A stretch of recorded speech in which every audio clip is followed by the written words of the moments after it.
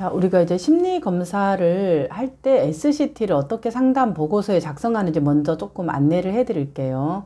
SCT를 보통 내담자들이 작성할 때 사실은 원자료를 보는 게 가장 내담자의 상황을 정확하게 우리가 알 수가 있어요. 그런데 이제 원자료를 또 뭐 보는 것 자체가 내담자에 대한 이런 자료를 보기 때문에 이제 보고서에 실을 때는 어떤 식으로 실냐면 SCT에다 그냥 이 제시 문구, 작성 내용, 해석 이렇게 이제 적지만은 특히 작성 내용에 내담자가 했던 거를 그대로 한글로 적을 때도 예를 들어서 내담자가 처음에 했는데 지운 부분은 똑같이 해서 지운 거 그 한글 문서에서 그 가운데 이렇게 치소선 있잖아요. 그 부분을 빨간색으로 딱 해서 이 부분을 지웠다라는 것들을 표시한 것이 이게 처음 지웠다. 그러면 이제 그 예를 들어 만약에 금전적으로 우리 집안은 금전적으로 어렵다 할 때 금전적으로를 막 지웠어요. 그러면 이제 거기에다가 치소선을 빨간색으로 하고 또 지웠다. 그럼 가로 열고 2차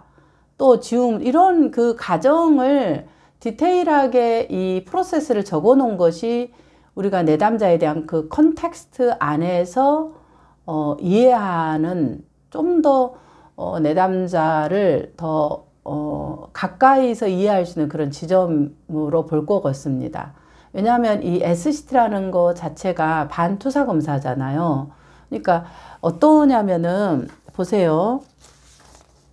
그냥 이런 이제 빈 종이에다가 검사를 하는 거예요.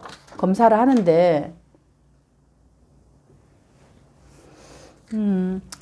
이제 SCT를 실시를 이제 할 때 뭐 투사 검사도 마찬가지죠. 그래서 이제 이 빈 종이에다가 여기에다 이제 집을 그려 보세요. 우리가 처음 그럴 때 이게 이제 그림을 실력을 보는 게 아니라 그림을 잘 그리고 못 그리는 게 아닙니다. 그냥 제가 우리 민들레님을 상담을 진행하기 위해서 이렇게 진행하는 심리적 상태를 조금 더 보기 위해서 그리는 겁니다. 이렇게 일단은 그림을 잘 그리는 거하고 상관없이 그린다는 것들을 알려주고 그리다가 이게 시간 제한이 없고 그 다음에 또 내가 지울 수도 있습니다. 여기 나온 지우개가 있으니까 이걸 사용할 수 있습니다. 그래서 이제 그냥 떠오르는 대로 하시면 됩니다. 이렇게 이제 멘트를 하죠. 그런데 이제 이게 투사라는 게 뭐냐면 이 빈종이에요. 자, 생각해 보세요. 우리가 빈종이에다가 뭐 이렇게 뭘 그린다라는 것은 되게 이게 부담이 돼요. 왜냐하면 아무것도 없는 구조가 없는 상황이에요. 근데 구조가 없는데 내가 뭔가를 그려라는 것은 굉장한 이 비구조화된 상황에 대해서 불안이나 스트레스가 굉장히 클 수가 있어요. 이런 비구조화된 상황이에요. 아무것도 없는 상황에서 집을 그려봐라. 아파트라는 것을 언급하는 것은 불필요하죠. 아파트는 그럼 아파트를 그려야 되나 이런 게 아니라 그냥 집을 그려보세요. 이렇게. 그러면 내가 생각한 이 피검자가 생각하는 집이 어떤 것인지를 나오는 것이기 때문에 오히려 그렇게 제한을 두는 것들은 사실 내담자의 투사를 방해한다고 이야기를 합니다. 그래서 그렇게 하고 이런 이제 봐봐. 이런 빈 종이에다가 한다라는 것 자체가 되게 이제 이게 그 내담자들에게 압박감이 들어요. 그래서 이거를 그냥 이제 쓱쓱쓱쓱 그리는 사람이 있고 이거를 그리지를 못하고 계속 이제 고민이 쌓여진 내담자들이 있어요. 그래서 이제 우리가 시간이라는 거를 체크하는 거예요. 그러니까 그림을 그리는 시간도 재지만 그리기 전에 내담자가 이 빈 공간의 투사지에 얼마만큼의 생각의 시간을 가지고 그렸나를 보는 거예요. 그래서 이 총 시간이라는 것을 2초가 중요한 게 아니라 사실 이 종이를 받고 내가 얼마만큼 시간들을 고민을 했나 이것도 사실 적어주면 훨씬 더 내담자를 이해하기 쉽겠죠.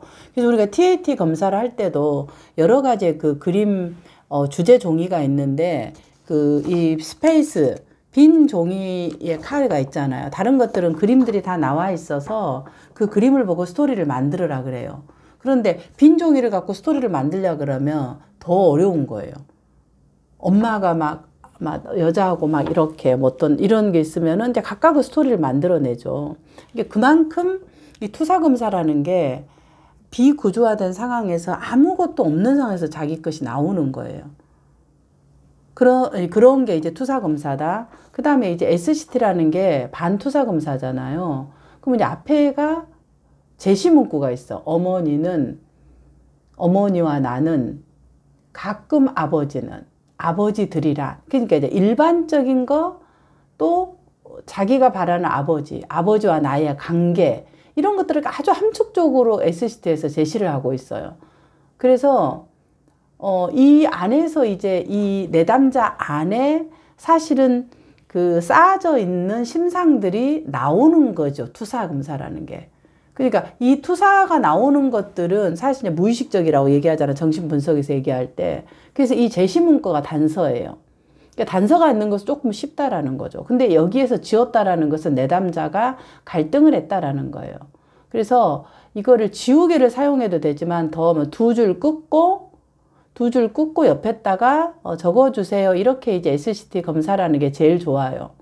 상담자가 이 내담자가 지운 것들을 바라보고 확인하는 부분도 되지만은 두 줄 긋고 옆에다가 이렇게 적어주세요. 그래서 이 보고서를 작성할 때에도 그렇게 어떤 거를 지웠는지 이런 거. 그리고 이제 내담자가 오타를 쓴 것은 오타 그대로 해야 돼요.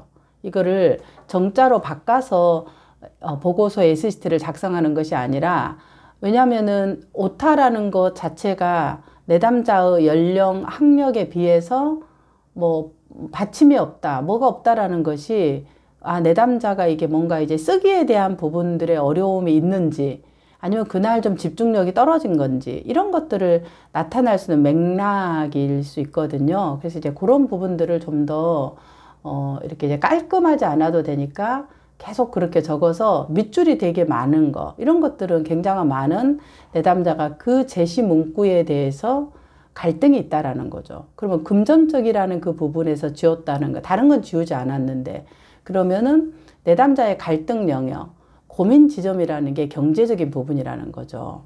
그러면은 이 경제적인 것이 현재 내담자에게는 중요한 욕구고, 그 욕구라는 말은 내담자의 가치가 될 수 있어요. 그러니까 가치라는 건 우리가 당신이 경제적으로 성공하고 열심히 살아야 된다라는 게 잘못된 건 아니죠. 젊은 20대가 경제적인 것들을 준비를 하고 열심히 살고 성공을 준비하는 것은 그건 잘못된 거 아니에요.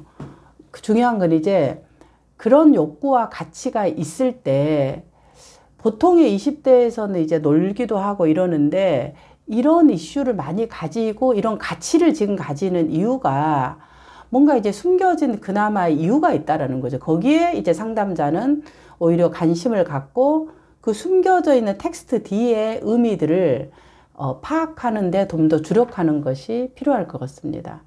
그래서 그 경제적인 부분들, 그러면 이제 이 뭔가에 내가 성공을 해야 되는 이슈가 있는 거예요. 만약에 제가 SCT를 했다면 이 지금 내담자하고 동일하게 저도 경제적인 부분을 제가 이렇게 했을 것 같아요. 그래서 사실은 제가 그 20대 대학교 때 저는 이제 제가 성공을 하느냐 안 하느냐 이런 게 제 삶에 너무나 중요한 이슈였기 때문에 그냥 이 몸이 막 긴장 덩어리로 산 거예요. 그러니까 이게 노는 것은 뭐 둘째치고 내가 성공을 해야 된다라는 그런 것들, 그게 이제 저 안에 이제 어떤 이슈하고 관련되는 거죠. 그 삶의 가치하고. 그렇기 때문에 내담자가 가져왔던 그 지우는 부분은 욕구가 될 수 있고, 내담자가 지금 나와 만나고 있는 이 시간에 가치와 연결되는 지점이다. 그래서 이제 그럼 이 가치라는 건 되게 중요해요. 이게 비자발적 내담자라도. 그래서 뭐 젊은 사람이 놀지도 않고 이렇게 해도 되는데 이렇게 성공해요 이러면은 사실은 이야기에 탐색이 어려워요. 그러니까 지금 되게 자기 삶을 열심히 준비하고 살아가고 있는데, 지금 이 시점에서 그렇게 경제적인 부분들을 내가 몰입을 해야 되고 준비를 해야 되는 것으로 느껴집니다. 근데 이제 그렇게 해야 되는 굉장히 당신 삶의 중요한 가치는 어떤 겁니까? 가치로 들어가야 돼. 그러면은 그 사람의 존재를 인정해 주면서 왜 내가 이 가치를 할 수밖에 없는지에 대한 본인의 설명이 나오는 거예요. 근데 이제 우리가 겉에 보여지는 그냥 놀 수도 있고 이런 그 일반적인 그 행동적인 부분으로만 우리가 언급을 하게 된다 그러면 내담자에게 이게 좀 더 깊이 있게 이제 이 통찰 상담으로 들어가는 부분에서 상당히 제한이 들 수가 있습니다. 그래서 이 숨겨져 있는 텍스트 이면에 그 공간에 남겨져 있는 것을 보는 것이 상담장에 필요한데 그것이 이제 가치로 들어가는 거예요. 항상 인정해주고 가치로 들어가라. 그리고 이제 나머지는 사실 이제 내담자하고 이야기를 풀어나가는 과정에서 보여줄 거라고 봅니다.